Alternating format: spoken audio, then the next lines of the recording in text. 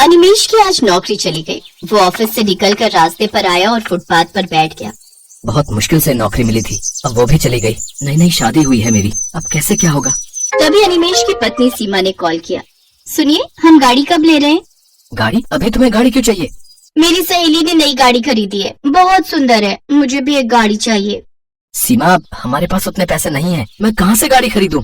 मुझे कुछ नहीं पता, मुझे नई गाड़ी चाहिए चाहिए चाहिए चाहिए। सीमा ने फोन काट दिया। अनिमेश और सीमा की शादी को सिर्फ कुछ ही महीने हुए थे। सीमा बहुत जिद्दी थी, उसे हमेशा से बहुत कुछ चाहिए था। अनिमेश को सीमा से शादी ही नहीं करनी थी, लेकिन अनिमेश की माँ बिमला ने कहा था, बेटा ये लड़की शादी के लिए मान गई है, शादी कर ले। लेकिन माँ, मेरी तनख्वाह ज्यादा नहीं है।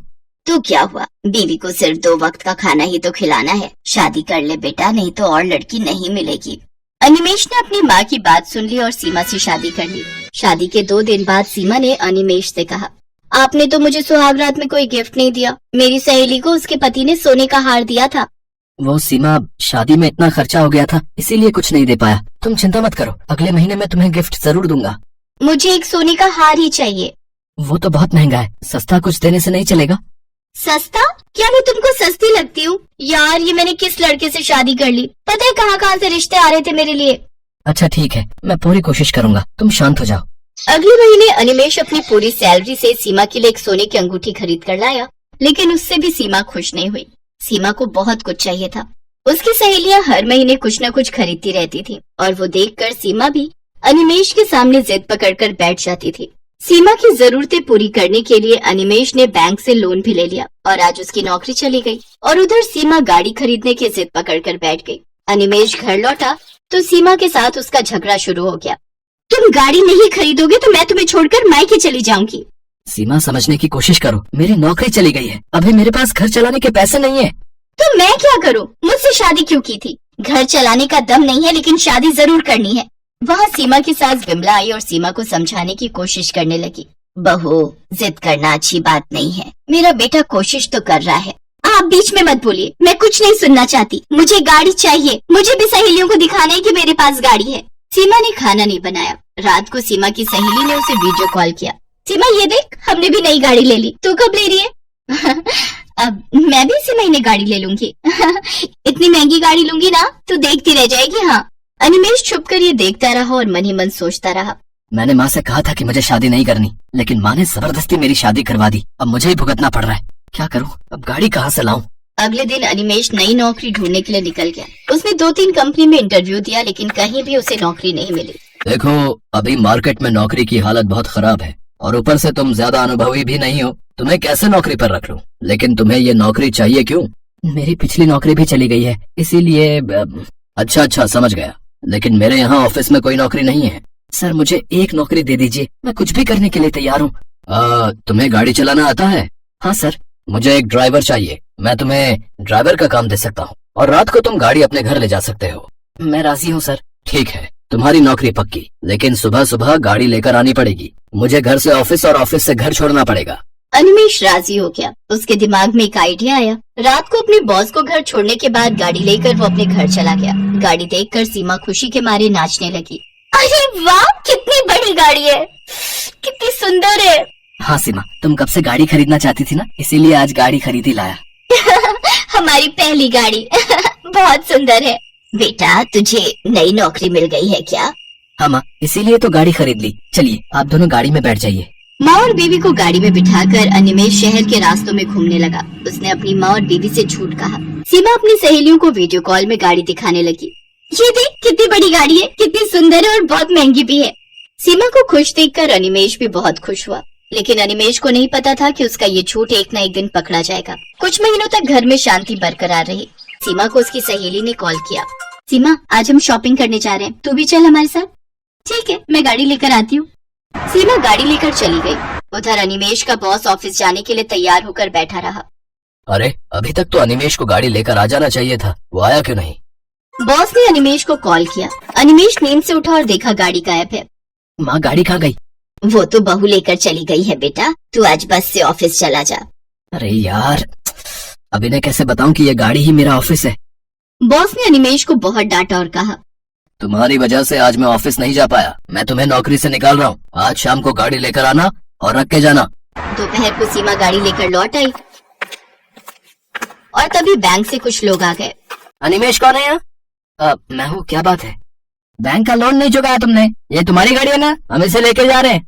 ये बोलकर वो आदमी गाड़ी लेकर चला गया। अब क्या होगा? सब कुछ बर्बाद हो गया। गाड़ी भी चली गई, नौकरी भी चली गई। नौकरी चली गई, लेकिन क्यों? तुम आज बस से ऑफिस क्यों नहीं गए? अरे वो गाड़ी ही मेरा ऑफिस है। मैं ड्राइवर का काम करता हूँ। अनिमेश ने अब सब कुछ सच सच बता दिया। अब मुझे पुलिस उठा कर ले जाएगी। अब मुझे जेल में सड़ना पड़ेगा। सब कुछ तुम्हारी वजह से सीमा, तुम्हारे लालच की वजह से आज मेरा सब कुछ बर्बाद हो गया। पुलिस का नाम सुनकर सीमा डर गई। माफ कर दीजिए मुझे, वो सहेलियों के चक्कर में मैंने आपको बहुत परेशान किया। बहू, तुम इस घर की बहू हो। बहुओं का काम होता है घर को सुरक्षित रखना, लेकिन तुम्हारी वजह से आज सब कुछ बिखर गया। सीमा को अपनी गलती समझ में आ गई। उसने सारे जेवर बेच डाले और उससे बैंक का लोन मिटाकर गाड़ी छुड़ा लाई। अनिमेश बॉस के घर गाड़ी लौटाने गया। सीमा भी उसके साथ गई और बॉस से माफी मांग ली। सीमा को रोते हुए देखकर बॉस ने अनिमेश को नौकरी से नहीं निकाला। बॉस ने कहा, बहू, जिद और लालच करने से बुरा ही होता है। मन लगाकर काम करो। एक न एक दिन तुम्हारे घर में नई गाड़ी जरूर आएगी।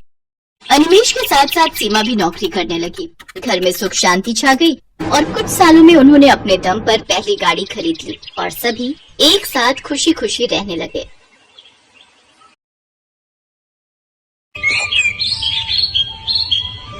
छोटू, चल बेटा जरा जल्दी कर। वो 5 नंबर वाले टेबल पर कस्टमर बहुत देर से खाने का इंतजार कर रहा है और बाहर भी लाइन बढ़ती जा रही है। इतना लेट करेंगे तो सब बगल वाले होटल में चले जाएंगे। बस मालिक, 5 नंबर वाले का ऑर्डर तैयार है और यहाँ कुछ टेबल भी बस खाली होने वाली हैं, तो बाहर वाले कस्टमर्स अब अंदर आ सकते हैं। ये है सत्यभान और इसका होटल अतिथि देवो भव। जैसा इस होटल का नाम था, ठीक वैसा ही यहाँ का काम था। होटल के अंदर आने से पहले हर कस्टमर का तिलक किया जाता था और फिर बड़े ही सम्मान के साथ उसे बिठाकर खाना परोसा जाता था। इस अनोखे तरीके की वजह से ही सत्यभान का ये होटल बहुत मशहूर था और बड़ी दूर दूर से लोग यहाँ खाना खाने आते थे। होटल के खाने का बढ़िया स्वाद और यहाँ की साफ सफाई भी एक बड़ी वजह थी कि आसपास के कई होटलों और ढाबों को छोड़कर कस्टमर सत्यभान के पास ही आते थे। सर, मेरा नाम रमन है। मैं पब्लिक टाइम्स अखबार से आया हूँ। मुझे आपका इंटरव्यू करना है। अच्छा, हाँ, क्यों नहीं, आइए आइए। रुकिए, पहले मैं आपका तिलक करूँगा। हाँ, अब ठीक है। अब आप यहाँ आराम से बैठिए। छोटू, जल्दी से साहब के लिए गर्मा गर्म कचौड़ियाँ और बढ़िया चाय तो लेकर आ। हाँ तो सत्यभान जी, सबसे पहले मैं आपका पूरा होटल और यहाँ की किचन देखना चाहूंगा। वैसे सुना तो मैंने ये है कि आप किसी को भी अपनी रसोई में लेकर नहीं जाते, लेकिन मुझे तो आपके वहाँ लेकर जाना ही होगा, वरना ये इंटरव्यू अधूरा रह जाएगा। अरे बस, वो बात ऐसी है कि आप तो जानते ही हैं, होटल के बिजनेस में सारा खेल खाने में इस्तेमाल होने वाले मसालों और रेसिपी का ही है और यहाँ मैंने और मेरे साथियों ने बड़ी मेहनत से ये सब तैयार किया है। अच्छा, लेकिन आपके यहाँ जो लोग काम करते हैं, मतलब आपके साथी, अगर उनमें से किसी ने धोखा दिया तो? नहीं नहीं, ऐसा तो हो ही नहीं सकता। यहाँ जितने भी लोग मेरे लिए काम करते हैं वो सब के सब मेरे गांव से ही हैं, यानी सब मेरा परिवार है। आज तक का रिकॉर्ड है, मुझे मेरा कोई साथी छोड़कर नहीं गया। ये तो वाकई बहुत बड़ी बात है। लेकिन अब तो आप इतने मशहूर हो गए, आपका होटल एक ब्रांड बन चुका है, तो लोग आपकी रसोई को अंदर से देखना चाहते हैं। आप चिंता मत कीजिए, मैं आपके मसालों और रेसिपीज का राज नहीं खोलूंगा, लेकिन रसोई के अंदर की कुछ फोटोज तो चाहिए होंगी आपके इंटरव्यू के साथ छापने के लिए। सत्यभान उस पत्रकार को समझाने की कोशिश करता है, लेकिन वो खुद ही उस पत्रकार की बातों में फंस जाता है। अखबार में अपना इंटरव्यू और फोटो छपने की बात से वो बहुत खुश था और इसी खुशी में वो बह गया और उस पत्रकार को उसने अपने होटल का एक एक कोना बहुत अच्छे से दिखाया। साथ ही अपनी रसोई में ले जाकर अपने सारे तौर तरीकों और रेसिपीज का भी अनजाने में खुलासा करता गया। वो पत्रकार होटल की लगभग हर चीज की तस्वीर ले रहा था। इंटरव्यू के दौरान उसने सत्यभान से कई सवाल पूछे, जिनके जवाबों में सत्यभान के सारे सीक्रेट खुलते जा रहे थे। अच्छा सत्यभान जी, बहुत अच्छा लगा आपसे मिलकर। इंटरव्यू के लिए शुक्रिया। अब मैं चलता हूँ। जी जी, आपका बहुत शुक्रिया। वैसे ये सब कब छपेगा अखबार में? बस यही 1-2 दिन में। मैं आपको फोन पर इन्फॉर्म करूंगा। इतना कहकर वो पत्रकार सत्यभान के होटल से बाहर निकलता है और कुछ दूर पहुंचते ही मुस्कुराते हुए अपने गले में पहना हुआ आई कार्ड उतारकर एक कूड़े के ढेर में फेंक देता है। बड़ा अक्लमंद समझता था खुद को, एक नंबर का बेवकूफ निकला ये तो। असल में ये आदमी कोई पत्रकार था ही नहीं। पास ही मौजूद एक दूसरे होटल के मालिक का रिश्तेदार था, जो पत्रकार बनकर सत्यभान के सारे सीक्रेट जानने के लिए उसके पास गया था। ये आदमी अपने मकसद में पूरी तरह से कामयाब हो चुका था। इधर सत्यभान रोज सुबह के अखबार में अपने इंटरव्यू के छपने का इंतजार कर रहा था। जा छोटू, देख तो अखबार आ गया होगा। अब तो पूरे 4 दिन हो लिए, आज तो पक्का अपनी फोटो छपी होगी। छोटू फौरन उस दिन का अखबार लेकर आता है, लेकिन बीते दिनों की तरह उसमें भी सत्यभान और उसके होटल का जिक्र तक नहीं था। ये देखकर सत्यभान उदास हो जाता है। ऐसा कई दिनों तक होता रहा। फिर सत्यभान ने उम्मीद ही छोड़ दी और ये सब कुछ भुला दिया। फिर एक दिन अचानक सत्यभान के होटल में रेड पड़ जाती है। फूड इंस्पेक्टर अपने कुछ आदमियों के साथ सत्यभान के होटल पहुंचते हैं और वहां मौजूद हर चीज की जांच करने लगते हैं। देखिए, हमें आपके होटल के खिलाफ शिकायत मिली है कि आप खाने में नकली सामान का इस्तेमाल करते हैं। ये कैसी बातें कर रहे हैं आप? सालों से मैं इस होटल को चला रहा हूँ, वो भी पूरी ईमानदारी से। अगर ऐसा है तो हमें यहाँ की तलाशी लेने दीजिए। चलिए हटिए यहाँ से। पूरी टीम होटल का कोना कोना छानने लगती है। तभी उन्हें किचन के पास एक छोटा सा दरवाजा दिखता है। फूड इंस्पेक्टर खुद इस दरवाजे को खोलकर अंदर जाते हैं तो उन्हें काफी मात्रा में नकली घी, तेल, नकली मसाले जैसी कई चीजें मिलती हैं। तो ये है तुम्हारी ईमानदारी का सबूत? हाँ, शर्म आनी चाहिए तुम्हें। सत्यभान को कुछ समझ ही नहीं आ रहा था कि आखिर उसके साथ हुआ क्या। खाद्य विभाग की टीम सत्यभान के होटल को सील कर देती है। साथ ही सत्यभान को जेल भेज दिया जाता है। एक ही पल में सत्यभान का सब कुछ बर्बाद हो गया था। उसका परिवार सड़क पर आ गया था। सत्यभान खुद को बेगुनाह साबित नहीं कर सका और उसका सब कुछ जुर्माने की रकम अदा करने में चला जाता है। उसके गांव के लोग जो उसके लिए काम किया करते थे, वो भी उसका साथ छोड़कर गांव वापस चले जाते हैं, सिवाय छोटू के। चलो, तुम्हारी जमानत हो गई है। जमानत की बात सुनकर सत्यभान चौंक जाता है। वो बाहर आकर देखता है तो एक वकील के साथ खड़ा छोटू उसका इंतजार कर रहा था। छोटू, तूने ये सब कैसे किया बेटा? तेरे पास इतने पैसे कहाँ से आए? मैं तो बिन माँ बाप का एक लावारिस था मालिक। आपने मुझे सहारा दिया था तो मैं आपको इस हाल में अकेला कैसे छोड़ देता? आपको याद है, मैं हर महीने की तनख्वाह से कुछ पैसे जोड़ता था अपनी आगे की पढ़ाई के लिए। बस वही आज काम आ गए।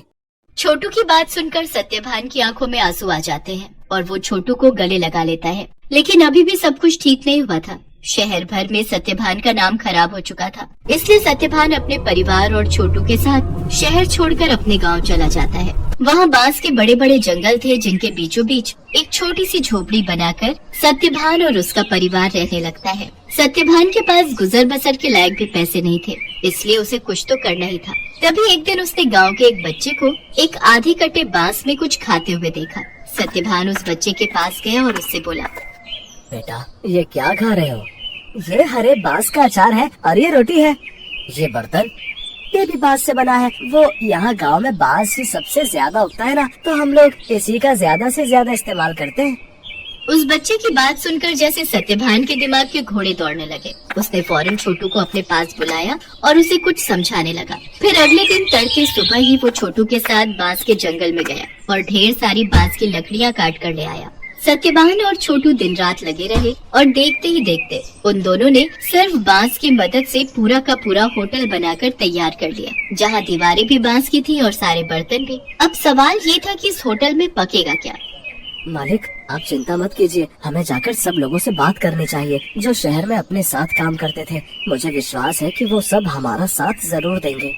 छोटू की बात मानकर सत्यभान अपने गांव के लोगों से बात करता है। धीरे धीरे गांव के कई लोग उसकी मदद के लिए आगे आते हैं। कई लोग उसे मुफ्त में राशन देते हैं, जिसके साथ हरे बांस का इस्तेमाल करके सत्यभान और छोटू होटल के लिए खाना बनाते हैं। और इस तरह एक बार फिर सत्यभान का होटल चल पड़ता है।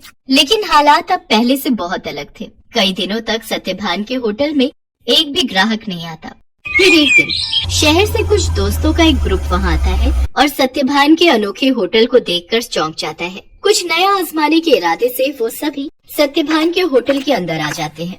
सत्यभान उन सब की बहुत ही अच्छे से खातिरदारी करता है और फिर भाई वाह, मजा आ गया। ये तो बिल्कुल ही नया एक्सपीरियंस था। शहर से इतनी दूर इतनी अच्छी सर्विस और उससे भी बढ़िया खाना। सच में बहुत अच्छा लगा यहाँ आकर। और सबसे बड़ी बात, मुझे तो पता ही नहीं था कि बांस को भी खा सकते हैं, वो भी इतने अलग अलग रेसिपीज में।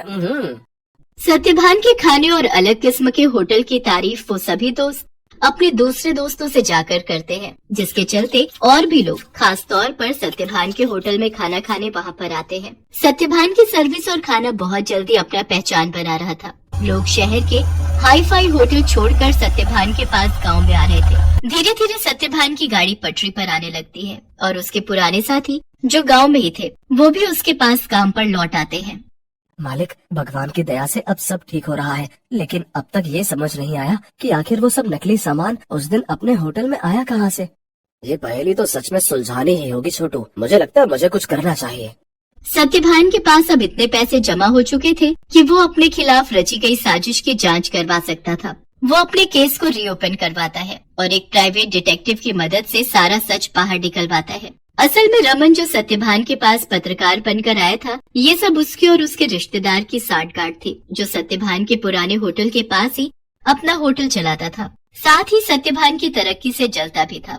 रमन के द्वारा जुटाई गई जानकारी की मदद से ही वो सारा नकली सामान रातों रात चुपके से सत्यभान के होटल के अंदर पहुंचाया गया था। प्राइवेट डिटेक्टिव ने सारे जरूरी सबूत जुटा लिए थे, जिनकी मदद से दूध का दूध और पानी का पानी हो गया। दोषियों को सजा मिली और सत्यभान को उसकी खोई हुई इज्जत